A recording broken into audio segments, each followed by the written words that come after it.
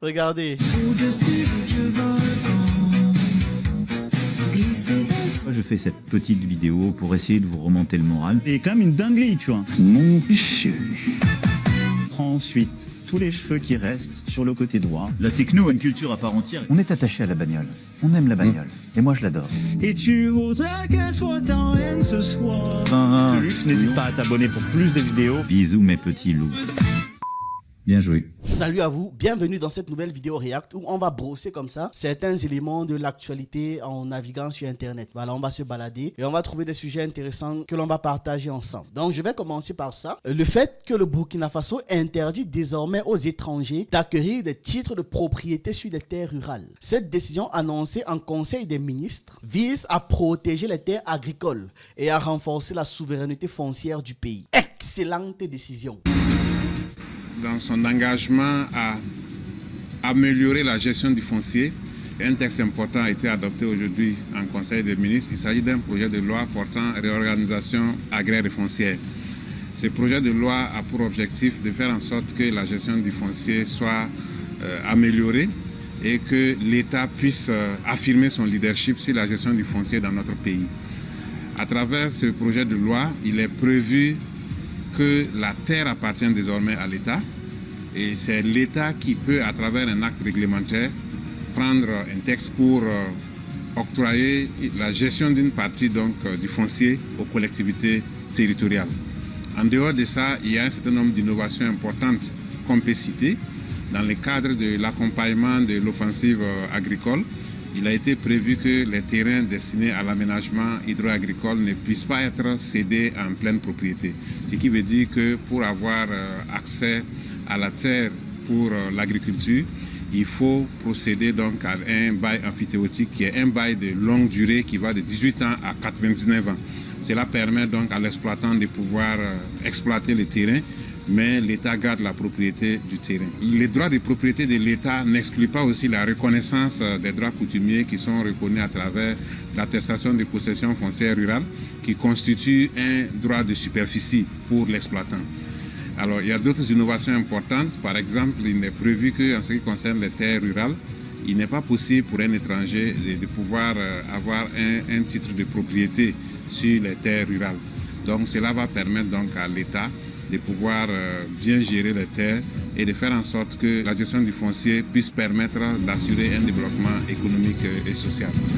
Voilà, dommage qu'il y ait ce son en fond. J'espère que ça ne va pas poser de problème, hein, ça m'agacerait. Quelqu'un a écrit « Cela vient de nous protéger du malheur des Sud-Africains. C'est de l'anticipation pour un Burkina Faso en paix. » Effectivement. J'aime cette sage décision. Vous vous rendez compte qu'à un moment donné, on a tellement acheté vos terres que vous, les nationaux, vous ne possédez plus rien. C'est-à-dire que tu veux même entreprendre dans ton pays, toutes les terres intéressantes appartiennent à d'autres personnes. Ça n'a aucun sens. Bravo, bravo, Burkinabé, prenez soin de vos terres. Et ne laissez pas vos terres entre les mains des étrangers. Gardez-les pour vos enfants. On est fiers de vous. C'est un exemple à suivre pour tous les pays africains. Et je suis d'accord avec. Les terres africaines doivent appartenir aux Africains. Vous avez de la chance d'avoir un Ibrahim Traoré qui est un grand leader, qui aime son pays et son peuple. Soutenez vos dirigeants. Non, ouf, c'est tellement vrai. J'aime ce message. Pouce bleu là-bas. Au moins, ce sera terminé la spoliation des terres comme on le voit actuellement partout dans les autres pays d'Afrique noire. Un sujet très pertinent et qui a une résolution efficace. Merci aux dirigeants. Donc voilà, dans les différentes luttes que le Burkina Faso est en train de mener, il y a cette action-là qui a été posée et qui est une très belle action. Ça va grandement aider le pays.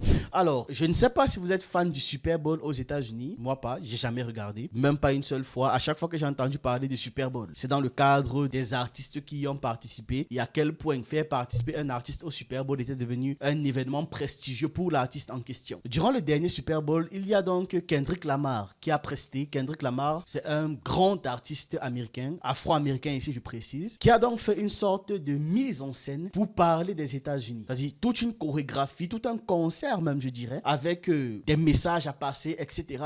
Et toute une scénographie comme ça qu'il a dévoilée. Très beau. Il y a donc cette personne sur TikTok qui a expliqué en détail en réalité la performance et les symboles ou le symbolisme, voilà, derrière la prestation de Kendrick Lamar. J'ai beaucoup apprécié. Je voulais partager ça avec vous parce que vous le savez, les Noirs à travers le monde vivent les mêmes réalités. Ça peut être plus ou moins pareil, plus ou moins subtil, plus ou moins, on va dire ça comment, assumé, mais nous vivons exactement les mêmes réalités en fait. Dans un pays comme la France, vous n'aurez peut-être pas les armes à feu, mais dans les chiffres de la criminalité, on va vous parler des mêmes personnes. Parce que les mêmes mécanismes sont mis en place pour qu'on puisse rapidement nous envoyer dans des prisons, on nous relègue en arrière-plan dans la société. Et donc, il a fait un show pour dénoncer ce qu'était l'Amérique. Et les explications de ce type m'ont beaucoup plu, c'est pour ça que je voulais les partager. Écoutons ça. Kendrick Lamar, dans sa performance du Super Bowl, nous raconte une histoire. La dualité afro-américaine illustrée à travers le choix de la setlist, mais également à travers ce personnage qui est l'oncle Sam, joué par Samuel Jackson. Et pour rappel, l'oncle Sam, c'est la personnification du gouvernement américain. Lorsque la performance commence, l'oncle Sam dit « Salutations, je suis l'oncle Sam, et voici le grand jeu américain ». On peut penser qu'il fait référence au Super Bowl, mais c'est bien plus profond que ça. Lorsqu'on voit la scénographie, on voit qu'il y a un rond, une croix, un carré et un triangle, faisant allusion aux touches d'une manette de jeu vidéo. Kendrick commence alors sa performance avec le morceau JNX Snippet qu'il avait annoncé avant de sortir son album. À la fin du morceau, il dit « La révolution va être télévisée. Vous avez choisi le bon moment, mais pas la bonne personne. » Après ça, Kendrick performe le morceau Squabble Up et les danseurs commencent à arriver. À la fin de la performance, on a la deuxième apparition de l'oncle Sam. Et là, il dit « Non. C'est trop lourd, c'est trop violent, c'est trop ghetto. Monsieur Lamar, savez-vous comment jouer le game? Il faut se ressaisir. » À partir de là, enchaîne le prochain morceau, Humble. Et si on se rappelle des paroles, Sit down, be humble. En tant qu'artiste afro-américain, reste à ta place. Pendant la performance, les danseurs, qui sont tous noirs, se rassemblent, ils sont tous vêtus de bleu, blanc et rouge et forment ce drapeau américain. Une des interprétations qu'on peut faire, c'est que l'Amérique s'est construite sur l'exploitation des noirs avec l'esclavage. Ensuite, il enchaîne avec le morceau DNA. Et dans ce morceau, Kendrick parle de toute la dualité qui le compose de par son héritage afro-américain. Il poursuit ensuite avec le titre Euphoria. Et dans le son, à un moment, il dit « Have you ever played? Ok, let's play. Est-ce que tu as déjà joué? Vas-y, viens, on va jouer. » En réponse à ce qu'a dit le personnage de Samuel Jackson juste avant. Il se réintroduit en tant que K-Dot et enchaîne avec Man at the Garden. C'est un morceau qu'il voulait que les gens entendent parce que c'est un morceau qui est rempli d'affirmations où il dit qu'il mérite tout en fait, la gloire, le succès, tout ce qui va avec, mais en restant lui-même. Troisième apparition de l'oncle Sam où il dit « Ah, t'as ramené tes gars avec toi, tu utilises le cheat code de la culture, scorekeeper, une vie. » Moi je pense très sincèrement que là, il adresse le côté hypocrite qu'on a pu reprocher à Kendrick et lui dire que là tu utilises ta culture pour pouvoir être de plus en plus populaire.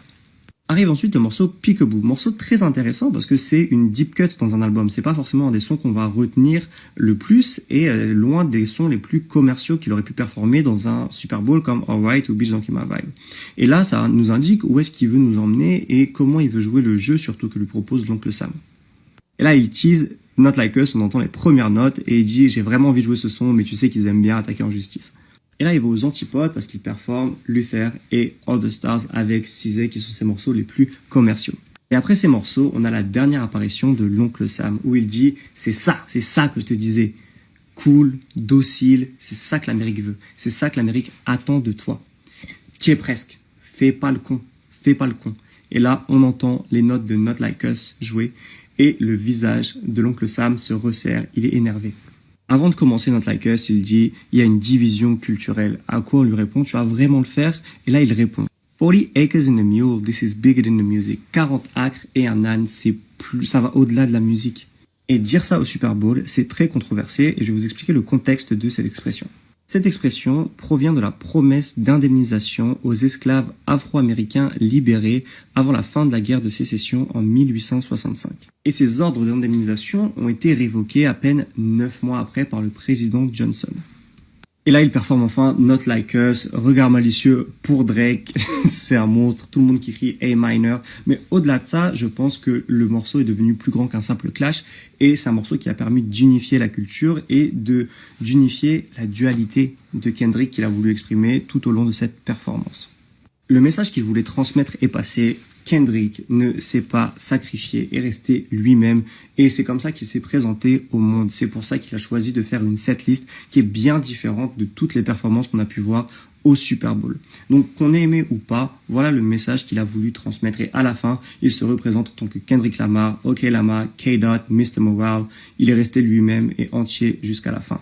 TV off. La preuve qu'il a vraiment profondément pensé son spectacle, avec tout ce qu'il a dénoncé, la manière dont ça a été présenté, et aussi faire tout ça tout en faisant du show, faire en sorte que le public commence à danser dessus, le public de tout type, les Afro-Américains, les Chinois, les Indiens, les Blancs, toutes les ethnies, toutes les cultures qui peuvent être représentées dans un aussi gros événement américain que le Super Bowl. Vous imaginez à quel point c'est une dinguerie, mais il l'a fait, le monde a kiffé et c'est magnifique. C'est magnifique. Ce genre de contenu n'entre pas dans ce que j'ai l'habitude de proposer, mais je ne voulais pas passer sans faire un monde honorable à ça. C'est magnifique, vraiment. À tous les niveaux, c'est magnifique. Petite pause. Sachez que vous pouvez souscrire à la chaîne pour 3 € et pour 10 € par mois et avoir du contenu exclusif en fonction du forfait.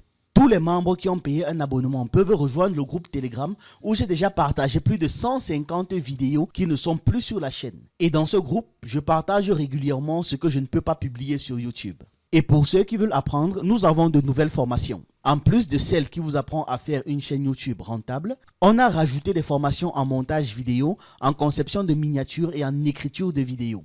On vous apprend comment monter une vidéo en face caméra, en illustration ou encore en utilisant des avatars. On apprend également à faire des miniatures comme Pensy Kamit, Yomi Denzel ou encore le célèbre youtubeur MrBeast. Je vous laisse toutes les informations en description. Revenons au sujet. Le Mawashi guéri du vice-président américain J.D. Vance a la très liberticide loi digitale européenne DSA lors du sommet de Macron sur l'intelligence artificielle. L'administration Trump s'inquiète des rumeurs que certains pays envisagent de durcir les règles pour les entreprises tech américaines présentes à l'international. L'Amérique ne peut pas et ne va pas accepter cela.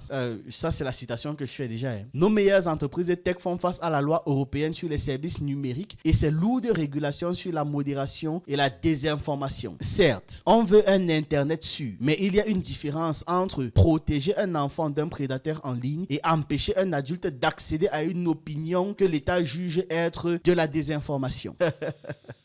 Quand les dirigeants européens viennent chez nous, là c'est Nathalie Yam qui le dit, quand les dirigeants européens viennent chez nous en Afrique et nous parlent n'importe comment, en nous intimant l'ordre d'adopter les législations toujours tordues qui les arrangent, c'est comme ça que l'administration Trump fait avec eux. Et c'est mal doux. D'ailleurs, est-ce que vous avez vu cette vidéo d'Emmanuel Macron quand il fait la promotion de l'événement sur l'intelligence artificielle, là, du sommet sur l'intelligence artificielle? Est-ce que vous avez vu cette vidéo promotionnelle qu'il a fait? Ah non, il faut regarder.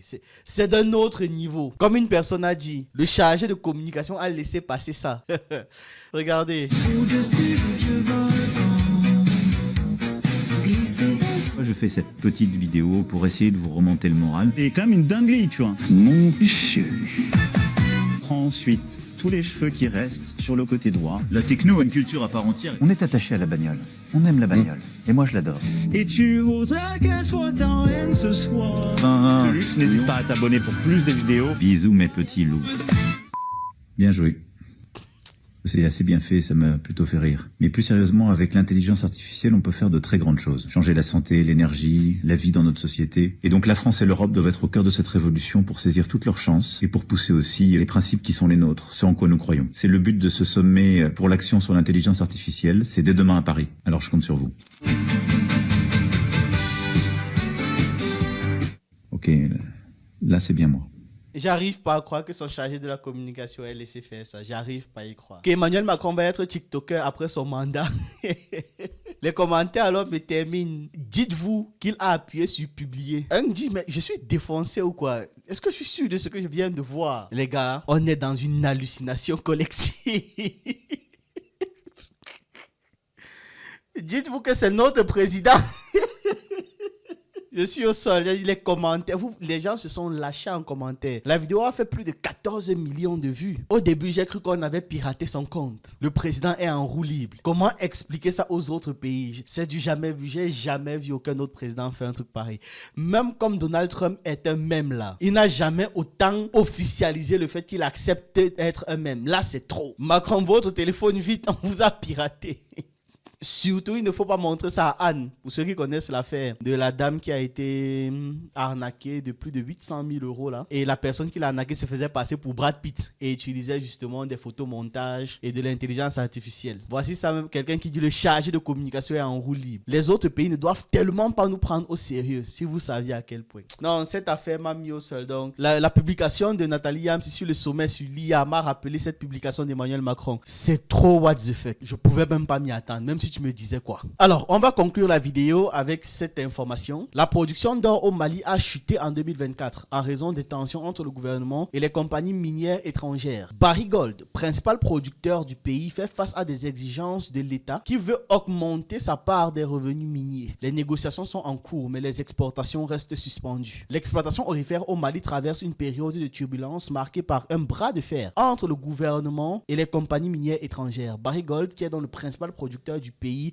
est aussi la principale actrice de cette tension. C'est elle qui gérait la mine de Loulo-Guankoto et maintenant le gouvernement malien demande de nouvelles exigences. Selon Reuters, donc, la production industrielle d'or au Mali a chuté de 23% en 2024, atteignant seulement 51 tonnes contre 65,5 tonnes en 2023. Donc cette baisse est en partie liée aux différents opposants Barrick Gold aux autorités qui ont saisi 3 tonnes d'or de la société et arrêté plusieurs de ses employés, les accusant de ne pas payer leur juste part d'impôts. La compagnie détient 36% de la production aurifère du Mali et a donc dû suspendre ses activités en janvier, accentuant la baisse globale de la production. D'après l'agence Ecofin, le gouvernement malien cherche à renégocier les conditions d'exploitation des sociétés étrangères. La nouvelle loi minière de 2023 prévoit une augmentation des taxes et une réduction de la part des entreprises privées au profit de l'État et des investisseurs locaux, ce qui est logique, ce qui est normal, ce que tout pays censé et normal fait. Pour Barrick Gold, ça signifie une diminution de sa part de participation dans Loulo-Guankoto qui passerait de 80% à 70%, avec une part supplémentaire de 5% réservée aux investisseurs locaux. Et pour eux, ils trouvent que ces conditions, c'est aberrant et ils ne veulent pas les mettre sur pied. Vous voyez comment ces gars peuvent être malhonnêtes, non? C'est-à-dire quand on voit à quel point les gars serrent le bras de fer, là, on a l'impression qu'on est en train de leur demander tout. On leur demande juste de céder 15% des parts, c'est-à-dire 10% qui repart à l'État et 5% qui iront pour les investisseurs privés. Donc, ils vont toujours contrôler une grande partie de l'entreprise. 65% seront toujours à leur contrôle. C'est simplement dans le but de répartir les richesses dans le pays et de mieux contrôler ce qui se fait. Les gars refusent. Depuis, ils sont en bras de fer. Si d'autres compagnies minières comme Tubi Gold et Resolute Mining ou encore Hummingbird Resources ont déjà accepté les nouvelles conditions du gouvernement, Barrick Gold reste en négociation. Il serre les dents, il refuse. Selon Mark Bristow, le PDG de Barrick Gold, des progrès sont en cours pour pouvoir trouver une issue au conflit. Mais en attendant, l'exploitation à Loulo-Guankoto est suspendue et l'avenir de la production malienne reste incertaine. Les tensions actuelles soulignent donc une tendance plus large. Le Mali cherche à prendre la main sur son secteur minier et à diversifier son économie, notamment vers le lithium. Cette stratégie pourra renforcer l'autonomie du pays à long terme. Voilà. Donc, comme le bras de fer continue, comme Barrick Gold veut serrer les dents, le gouvernement malien serre aussi les dents. Et c'est Barrick Gold qui a beaucoup plus à perdre. Vu que s'ils ferment et s'en vont, derrière, le gouvernement malien va rester ouvrir une nouvelle entreprise, embaucher des gens et continuer de travailler. Voilà. On a fait une sorte de tour d'horizon comme ça, on s'est baladé sur Internet. On a bien rigolé à certaines choses et d'autres éléments, on les a pris au sérieux. Mais quoi qu'il en soit, j'espère que vous avez appris de nouvelles choses dans cette vidéo. J'attends votre avis et vos commentaires